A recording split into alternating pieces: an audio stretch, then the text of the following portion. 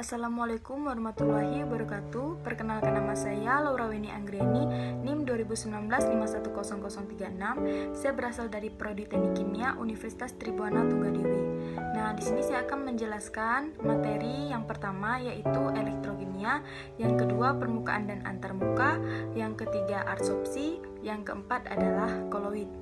Nah, kita langsung masuk pada pembahasan yang pertama. Yang pertama yaitu elektrokimia. Elektrokimia merupakan ilmu yang mempelajari hubungan antar reaksi kimia dan energi listrik. Nah, sel elektrokimia juga dibagi menjadi dua jenis. Yang pertama adalah sel volta atau sel galvanik.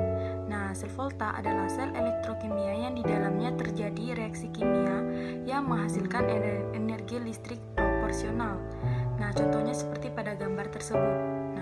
Dalam gambar tersebut menunjukkan sel volta sederhana di mana asam sulfat H2SO4 menjadi larut elektrolit dalam reaksi tersebut. Nah, sedangkan dua logam sebagai elektroda yaitu Zn atau Zn dan juga tembaga atau Cu. Kedua elektroda tersebut dihubungkan dengan sebuah konduktor yang terdapat lampu untuk membuktikan keberadaan arus listrik. Nah, yang kedua yaitu sel elektrolisis.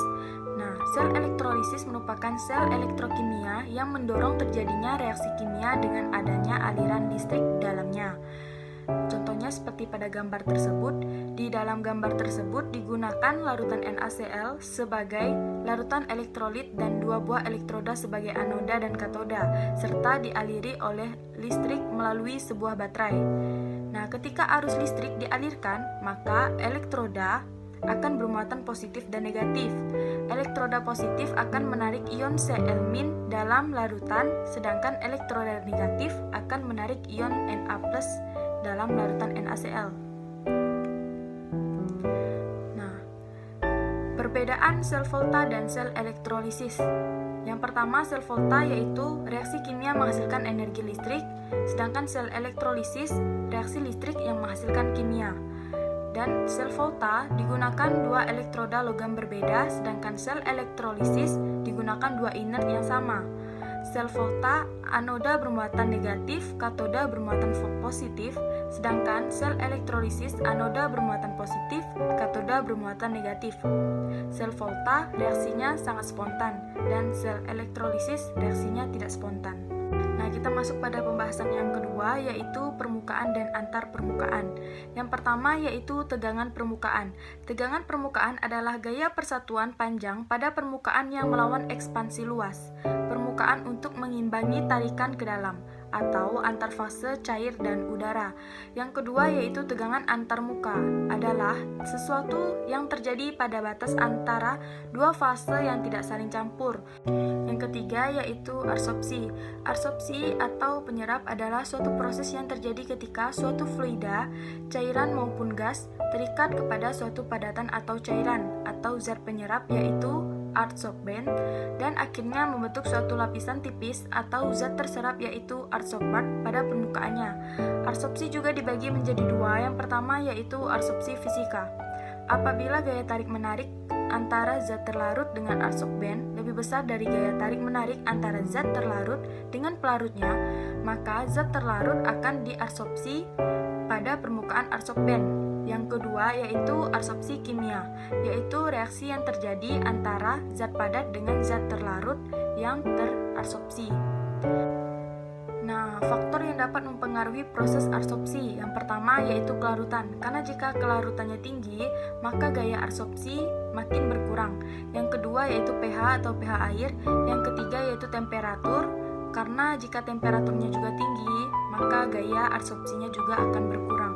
Yang keempat yaitu keberadaan solut atau dilarutkan. Nah, kita masuk pada pembahasan yang terakhir yaitu koloid. Koloid adalah campuran heterogen dari dua zat atau lebih di mana partikel-partikel zat berukuran antara 1 hingga 1000 nm terdispersi atau tersebar merata dalam medium zat lain. Nah, jenis-jenis koloid. Sistem koloid dapat dikelompokkan menjadi dua fase. Kita langsung masuk pada fase pertama yaitu fase terdispersi. Fase terdispersi dibagi menjadi tiga. Yang pertama yaitu ada sol atau fase terdispersi padat, yang kedua yaitu emulasi atau fase terdispersi cair, dan yang ketiga adalah buih atau fase terdispersi gas.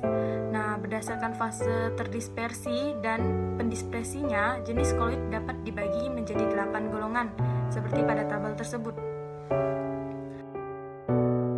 Setelah itu kita masuk pada sifat-sifat koloid. Yang pertama yaitu ada efek Tyndall. Efek Tyndall adalah efek penghamburan cahaya oleh partikel koloid. Nah, seperti pada gambar tersebut terdapat eksperimen efek Tyndall, yaitu cahaya diteruskan melalui larutan di bagian kiri tetapi dihamburkan oleh sistem koloid Fe203 pada bagian kanan. Yang kedua yaitu pada gerak Brown. Gerak Brown adalah gerak acak, gerak tidak beraturan atau zigzag partikel koloid. Nah, ilustrasi pada gerak Brown terdapat pada gambar tersebut. Sekian penjelasan dari saya mengenai elektrokimia, permukaan dan antarmuka, adsorpsi dan koloid. Kurang lebihnya saya mohon maaf sekiranya penjelasan saya ini dapat menambah ilmu kita semua. Sekian dan terima kasih. Assalamualaikum warahmatullahi wabarakatuh.